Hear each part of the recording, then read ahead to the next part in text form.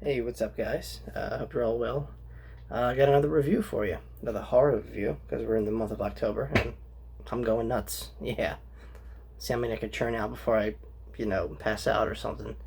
So I got a good one from the '80s. A lot of decision making with this one because I like horror, I like sci-fi. They kind of blend together, just kind of like heavy metal and horror movies kind of mesh together. So Aliens, definitely, right? How could you not forget Aliens? Not just a movie, I mean just alien horror movies in general.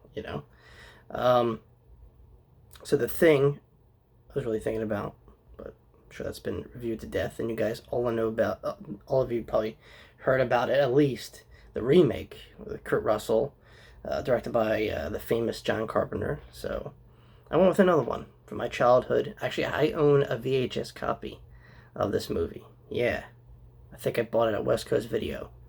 You guys remember West Coast Video? Maybe you do, maybe you don't. It was kind of like a blockbuster. Anyway, The Blob, the 1988 remake Blob. So it's a remake of a Steve McQueen film. You guys, I hope you know who Steve McQueen is. Old time actor, super famous. Um, that was 1958.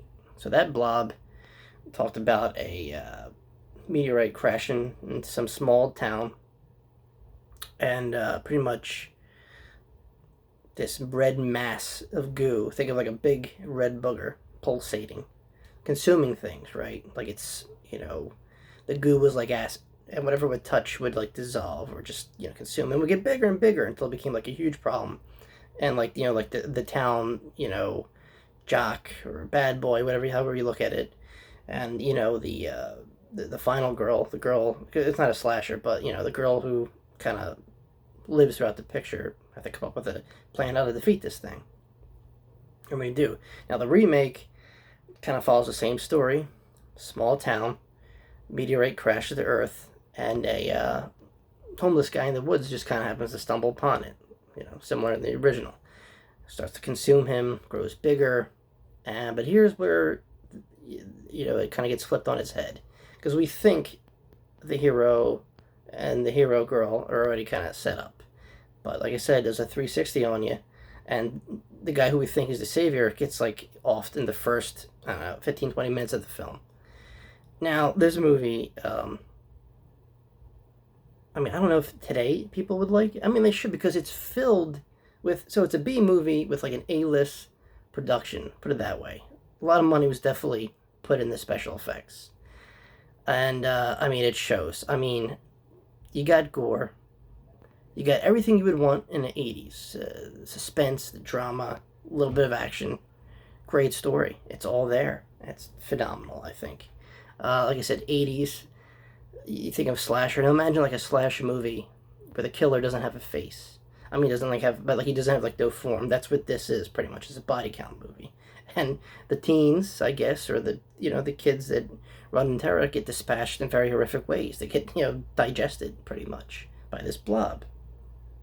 But like I said, it follows kind of a different route. So you got a bad guy, bad boy, motorcycle kid, and a cheerleader, kind of like teaming up to survive the night, pretty much. And then as the movie progresses, we think like, oh, this is going to be kind of like a bunch of town folks rally together, whoever's left to fight this giant mass alien creature.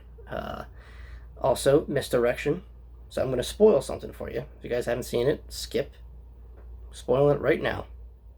Last warning. Spoiler, spoiler, spoiler. Alright, so the misdirection is when we find out the hero characters are like eavesdropping over these government people, like in spacesuits, like biological warfare stuff. And lo and behold, when they excavate the meteorite, it says, property of like the United States Army, or I forgot what it said, the U.S. Air Force or something. And it's like a WTF. I'm like, what? So yeah, it's a biological weapon made during the Cold War, shot into space because it was so dangerous, and landed in this small, little, town community, whatever. So there you go. That was like, Now I didn't even like. I bought the movie on Blu-ray not too long ago, and because I watched it on commentary, because I've seen it so many times as a kid, and I'm like, huh, that totally. When I was so interested in what was going on screen, the dialogue just kind of went over my head. But now, like you're older, you appreciate dialogue and talky scenes a little bit. And I mean the practical effects. Like I said, this is really, even if you don't take it seriously, because I doubt this would ever happen. But I mean, but in a sense of reality, if you think of it as like a contagion, a virus just decimating an entire population, and the military has to quarantine this whole town. It's kind of like that. Except you can see the virus. It's a big blob. That's what it is. It eats people. It just consumes them. I mean, and no one gets spared. That's what I love about this thing. There's no, because it's a relatively unknown cast.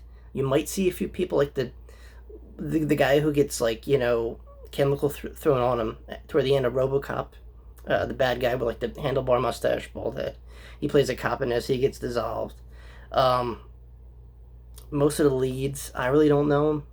I'm sure if I looked at their IMDb, they would pop up a few stuff I'd seen. The lead cheerleader chick, Shawnee Smith.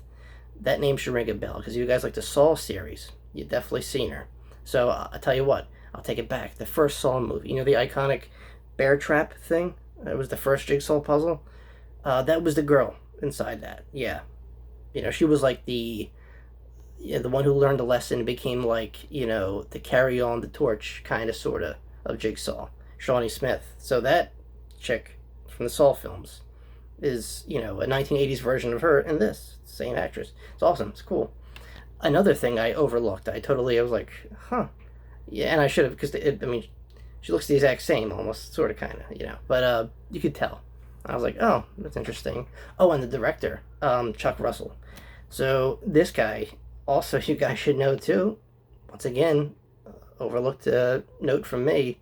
So Chuck Russell made one of my favorite Nightmare on Elm Street sequels, Part 3, which to me is like the best of the sequels. I mean, I like all of them in some way, but that one, because it kind of had like some of the old characters. Patricia Arquette was in it. It had a nice cast, It was like a continue on from like the first one.